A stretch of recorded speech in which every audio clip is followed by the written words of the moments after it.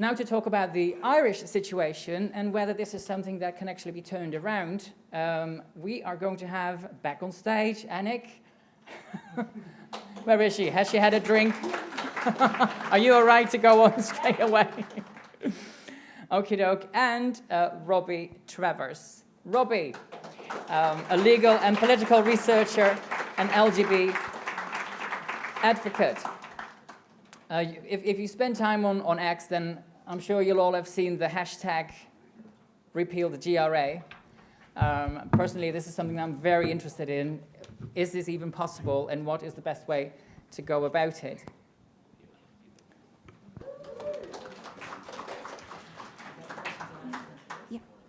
Yeah, so just my stewards and my team are now handing out the Irish Gender Recognition Cert application form, just so you can see how lax it is. You'll note that all you need is a PPS number, a copy of your birth certificate, and what name is on your birth cert and what name you wish to have on your GRC. And what this effectively does is it changes all of your sex markers. You can change your birth certificate, and it costs €10 in Ireland to legally do that and change all your sex markers. You just need a solicitor's signature. I'll let Robbie, do you want to start? Or? No, you go. Okay. So our Gender Recognition Act of 2015 is one of the most liberal ones. It's full self-ID, and again, it costs €10. But you can legally change your sex markers via just the statutory declaration on I think it's the third page in the booklet, but the second page that actually it needs to be filled in. There's no need for a diagnosis of so-called gender dysphoria. You don't have to go to a psychologist. I know in the UK you have to have proof that you've been actively living as the opposite sex. Whatever the hell that means. But you have to provide... I'll put her heels on and that's evidence. Go on. But you have to have 2 years of that, whereas we don't. You can simply go into a solicitor's office if you wanted. Actually, if anyone wants to pop out on their lunch and apply, they can. I'll give you the tenner for the best application, so get working. Yeah, choose the best name, and then we get a GRC from the NAIG conference. But basically, it came in. There was a what are they? Like a commission, basically. But it was all very quiet, and it founded in 2010. And it was TENI belonged to. TENI is our Trans Equality Network Ireland, and some trans-identified males, essentially, are the main ones that were involved in it. Dr. Foy and Philip Ryder. They were instrumental in pushing that along. There was no regular oversight that would happen in something like this, bringing in a new piece of legislation. So often, like a lot of the Irish women will know that we say that they snuck it in. Philip Ryder is on video saying that they did use it. They kind of passed it in the shadow behind my marriage rights in 2015, while everyone was still on a high after we won same-sex marriage. But they did have a public consultation, but it was mostly, again, the NGOs that were pushing for it and were on the committee that was pushing for it anyway. And then I think there was 20 odd individuals, and they were all trans-identified. They also noted, I should note, that in Belong To at the time, they were actually getting the youngsters in attendance to write to their local politicians. This is like not even voting age, but write to your local TD or your councillor to let them know why you need to be able to change your sex. As a teenager, these are being brought into Belong To and told then to lobby for it. So they're using children who are confused about their bodies and might be very distressed to lobby for it as well. But it's interesting because I would be for full repeal. I don't think there's any way that this can be amended, that it doesn't erode women's safety, women's single-sex spaces, our sports, our scholarships, because we don't have the same thing as the UK in our Equality Acts. It's just male and female, but it doesn't say biological male, biological female, the way that it's now defined. And when you have a €10 piece of paper that changes all of your markers and your birth certificate, then you are legally the opposite sex, and there's no definition to separate the two. It's really so insane how we are here. But the fact that you can change your birth certificate, this would be like a legal argument for repealing. The fact that you can change your birth certificate, there's actually like laws against falsifying your documents, official documents, and like even if you identify as something else when you're an adult, that's your birth certificate. You were born that sex. You can't change that, and they're also the ones saying that sex and gender are different, or they used to. But to falsify, it's a criminal offence to falsify your documents and to use a false instrument. We do have an actual criminal act surrounding that. The criminal justice theft and fraud offences as well. Section 25 to 29 is in relation to false instruments, and using a false birth certificate to be able to gain access to women's single-sex spaces, to our sports, prisons. Most of you here will know our most infamous case, Barbie Kardashian, who a very violent individual, tried to take the eyes out of his social worker, his female social worker. He attacked her, and his mother had to go into hiding. And he was sent to the Tavistock to get a diagnosis of gender dysphoria, but they said that he was faking it. And yet, because he was able to come home, he just filled out the form while facing criminal charges for those assaults against various different women.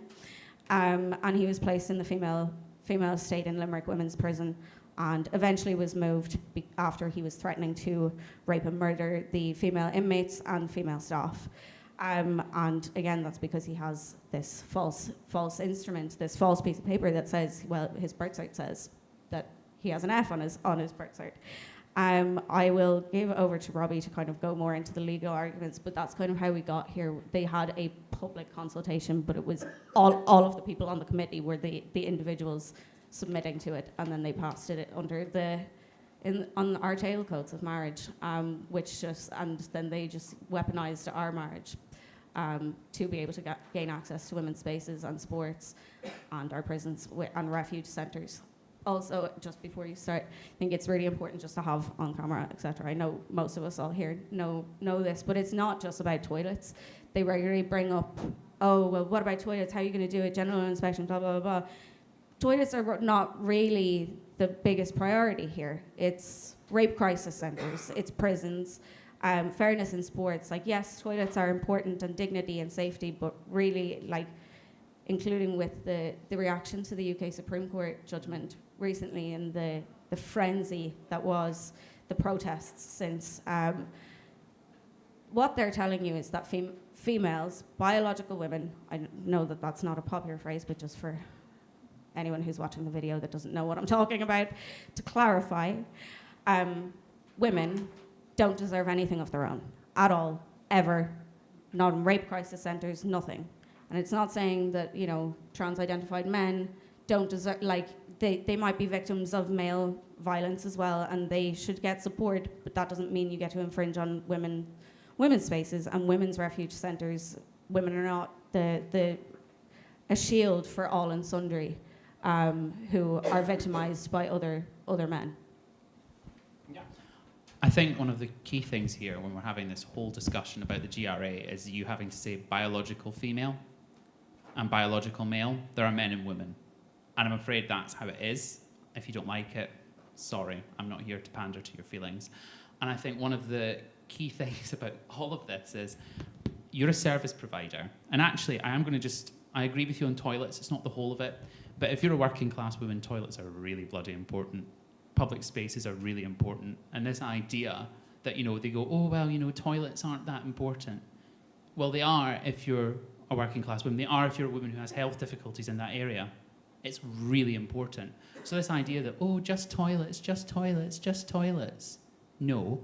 And it's because they want to trivialise every single element of this. They don't understand that some of the most fundamental aspects of life are so important. So every time they say just toilets, say, yeah, what about your mother in those toilets? What about your sister in those toilets? What about your daughter in those toilets? Make that case, because toilets aren't unimportant for those who need them. Also, just an aside, I keep seeing some people say, oh, well, maybe we should send them to the disabled toilets. No, disabled toilets are for disabled people who need access to them. It is so important that disabled toilets are safe, because you don't know when these people need access. You don't know when these people will need people to be able to get there. Often they will need them at a moment's hat. And I'm sorry, thinking you're Dave in a dress is not a disability. It's not. It's just self-harm. Oh, sorry, I said it. But when we're coming here with any form of discussion about the GRR or the GRA, I think what we also need to acknowledge about this entire structure is actually the most extreme trans activists are right. Now, bear with me on this one. They talk about a committee that sits there and arbitrarily looks at documents and goes, oh, this one's a woman, stamp, stamp, woman. Oh, this one's not a woman. You're not a woman. A committee to decide whether people are actually living in a gender. Why are we spending money on this? How can this committee be fair? And in fact, if you want to look at it in depth, look at the answer Shona Robeson gave to the Scottish Parliament Committee. It was a bit like the Shoop Shoop song by Cher. She was asked, what makes you a woman? And she was like, is it in your way you dress? No. Is it in the way you have your hair? No. Is it in the way you walk? No. Is it in a kiss? No. No, she didn't actually say the last one, but she said that, well, you are a woman because you are a woman, but there's nothing that inherently makes you a woman, but being a woman is something that would be recognised by the committee.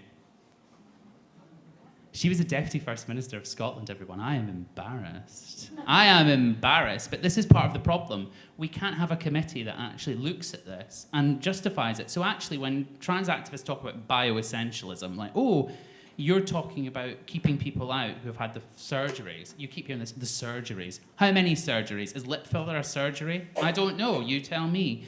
But all of this needs to be put to one side. And I have to say, this is all transubstantiation at the end of the day. This is a belief in transubstantiation. You have transubstantiation by incantation, the men that think womanus appearis and a woman appears. No. There's transubstantiation by scalpel. Oh, I'll cut a few bits off, getting my lips tucked. Oh, nice filler. Oh, yeah. No, you don't become a woman then either. And then there's transubstantiation by ritual over a 20-year process. Somehow, 20 years of being a transsexual makes you more valid than someone who's not. How? Why? Also, this idea that living 20 years means you don't have a fetish or you don't have any form of paraphilic basis. No. So I would say, when it comes down to it, looking at it, and a lot of people talk about the legal argument. I'll tell you two people to read, you'll laugh because they don't necessarily agree with each other, but that's the best thing that you can always do, always read people who disagree with each other. Dr. Alessandra Astariti has a brilliant blog on gender. I have to say, it's really quite thorough and in-depth. I don't agree with Alessandra on everything, but I think she's excellent in her scholarship. Another person is Dr. Michael Foran, who writes extremely well on these issues too. I would recommend you read both, because both of them have a really interesting discussion about the complex interaction between rights for service providers, between international law. That is very important. And I think to finish on that, I think something people have to realise is if you're a service provider, because this is what a lot of this will come down to, how do you actually provide a service? On what basis? On what sex? At what point do people become biological women, a trans woman with a GRC that's not a real woman but is a woman sometimes when it depends on the service provider? This is where government comes in, because law, and Dennis Kavanagh says this really well, law is when politics fails and society fails to solve an issue. The last resort is the court. We should not have to go to court. Government should be providing that clarity. Woman is adult human female in law. You cannot change sex.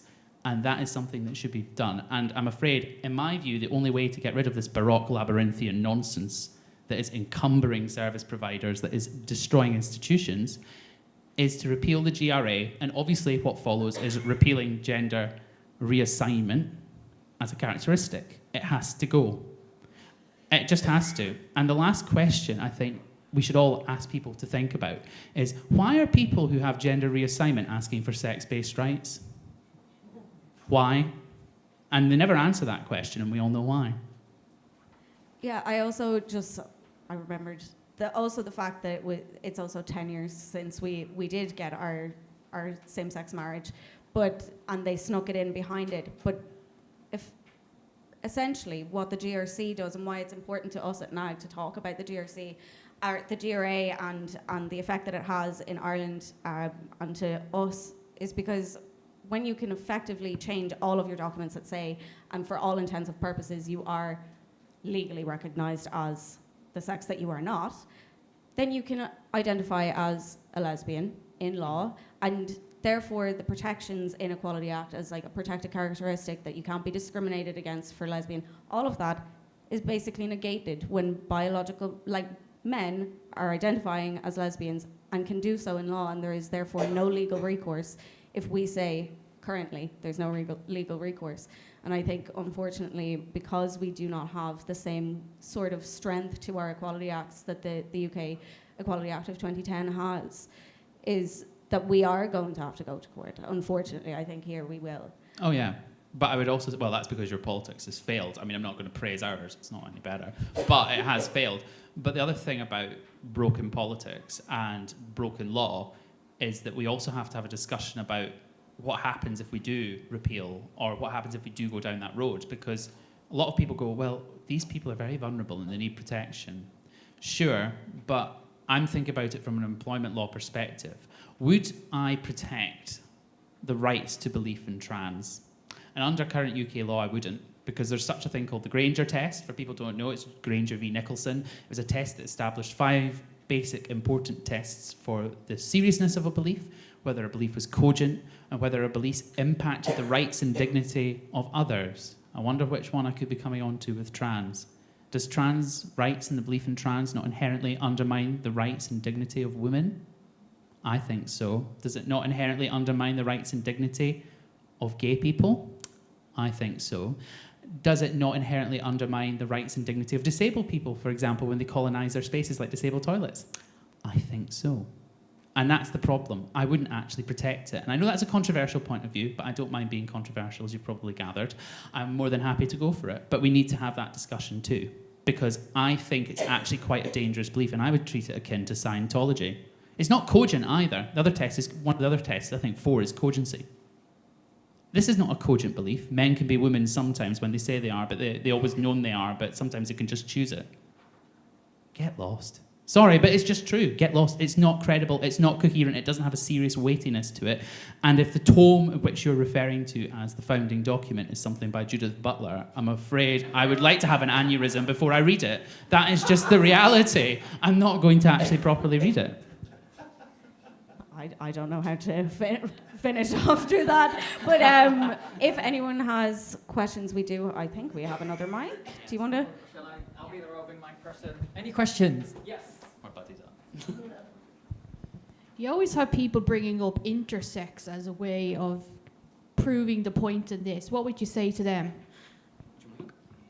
So anyone with a disorder of sexual development, which is what the actual term is, there's no such thing as intersex. Also, the tacking of the I onto LGBTQI, the people with DSDs have actually actively, a lot of them, asked not to be included. It has nothing to do with gayness and same-sex attraction. It has nothing to do with trans. They have a genetic disorder, but there is no such thing as someone who has both reproductive organs that, in theory, they could impregnate themselves.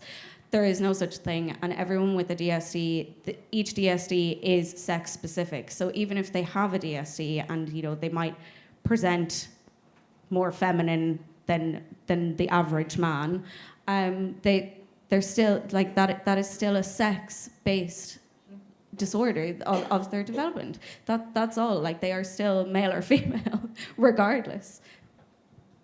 Do you know what I'd say to them? Because this is what often happens. I'd say, you're got a DSD apparently, So what does that have to do with Dave, who's standing in Westminster Square wearing a sports bra and exposing himself in tight leggings? Does he have a DSD too? They're not even wearing the sports bra anymore. They're just getting them out. No, but Menno, I didn't want to Street. ruin their minds with that vision, okay? Yeah, there are probably minors present, Menno. We have to be careful, okay? But no, seriously, like these people use this because they go, oh look, there's people with DSDs. That means I can get my genitals out in the women's changing room. Nothing to do with it. But more importantly as well, I don't think these people realise what a DSD is like. I actually have a friend who has a real DSD, just a guy, and he has constant medical checkups. His bones are weaker than usual. His life is not easy. He has to go in for regular injections. His blood is monitored all the time. Do you really want a DSD? Because for you, it's a fashion label. For other people, it's a life. And that's a difference. That's a real difference. Their disability or their disorder or whatever they want to call it, their difference in sexual development, is not a costume. And it is not a prop for Islington dinner parties to go there with a glass of wine and go, oh, yeah, darling, I've got a DSD. We all do now. So do the kids. No. And that's what just needs to be firmly said to them. So that's what I would say to them, although I'm a bit hardline. You can obviously water it down if you want. But I would just say, no, we need to start cracking down on this because these people do not deserve to be dragged up as an excuse for fetishistic and paraphilic men. Okay, next question. Hello. I'm delighted to be here. It's like coming in from the cold. I just want to ask about the difference between where things are at, say, in the UK and here legally. So in the UK, happily, and congratulations to all involved in that, they won in the Supreme Court. As a point of interest, one of the differences between the UK and Ireland, as an aside comment, is that there is a party, at least in the UK, that opposed and does oppose gender ideology. In Ireland, we have none. Bar A&T, that is a really important point that we have to fight here, to know that there isn't, bar A&T, which is tiny, none of the main parties, they all support it and push through the 2015 GRA, which horrifies me and makes me very angry. So here, what I want to ask for anyone who may, what is the story here between our Gender Recognition Act and our Equality Act? Has anyone gone forward? Is this being brought? I don't have any information on this. Is anyone bringing this up with the government? Are the government themselves going to bring this up? Or where? Sorry if I'm a bit confused with my question. I just don't understand where we're at on a legal and whether it's worth being activists and taking a case all the way to use it as a means of getting it into and through the courts. Thanks. So I don't know where's my legal head from now? Where's he gone? Okay. I was just going to check something with him, but we basically, yes, you're right. The only party we have here that is openly opposing it is A&T. There's a few people within parties, and we saw most recently David Cullinan say something on Twitter, just saying, "Oh, this is great. The UK Supreme Court." Very comprehensive, well done. And he basically got a smackdown from party whip and leader. But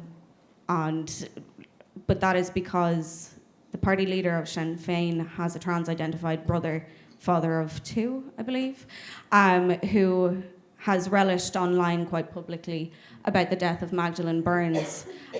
So this is the kind of politicians that we're dealing with. We're dealing with completely captured, whether like Sinn Féin is supposedly opposition, though they oppose very, very little of government policies. But there is basically, I don't know, there's two ways that we can go about this here. We can either take a case, a judicial review, or if a politician, say an independent or whatever, they can bring a bill forward, a repeal bill, and I mean, we managed to, because this is not constitutional, it's not the same as the 8th. We managed to repeal the 8th. And I think we can definitely repeal it here. It's just going to take a lot of legwork and probably a lot of money. But I'm kind of, our group jokes that I'm insane, so that's why I'll succeed. But I am working on drafting a potential bill to kind of propose to politicians at the moment as a repeal, that what it could look like. So in the coming weeks, we'll have like that draft bill published or whatever, and we'll be bringing it to politicians, because we absolutely must and we can repeal the GRA in Ireland. We have to, for women, for children, and for gays. Yeah. Do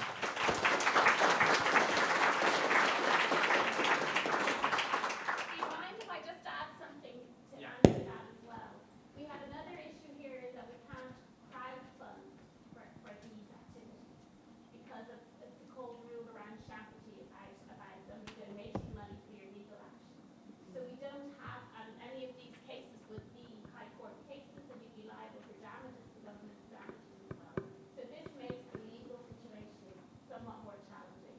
So I just wanted to raise that. I think it's important to understand that if anybody is thinking about legal action, it's raising the funds for it is a real challenge. May I just respond? Yeah, go. My background is I worked for UCD for 44 years. Yes, I'm that old. And I've recently retired. And what I meant to say, when all the parties voted through for this and are still supporting it, what's behind that and the difference between here and the UK is that this country, and I'm come from this background, is owned by the pharmaceutical industry. It is owned by it and a medical industrial complex. So what we are up against here, I know, like taking a bill forward, don't even begin to underestimate the opposition to that. Because it's a whole different thing. We're talking money here. And this government are all about money, and whoever gets in. So, I'm sorry, I don't want to sound negative, but it is something to take on board when we're opposing this, the level of what we are up against here. I think that's a really good point, because what we're looking at is not just having a good argument, but having the political goodwill to actually do something about it. And that's something where, like, how do you get the parties on board to actually push something through? However, we have seen an example in the States where the state of Iowa took gender identity out of their anti-discrimination law, the statewide law. They didn't have big debates for that. They just kind of went, okay, bye, Felicia. And Felicia's obviously a bloke in a dress. So we need to understand all these intricate things. Why are people supporting this? What's really behind this? Because often it's got nothing to do with human rights. So as you said, Alessandra Sterti, excellent analysis. Michael Foran, same. They have very different approaches to this, because I think one focuses on completely rooting this out, whereas the other is more about nurturing it. We don't have that much more time.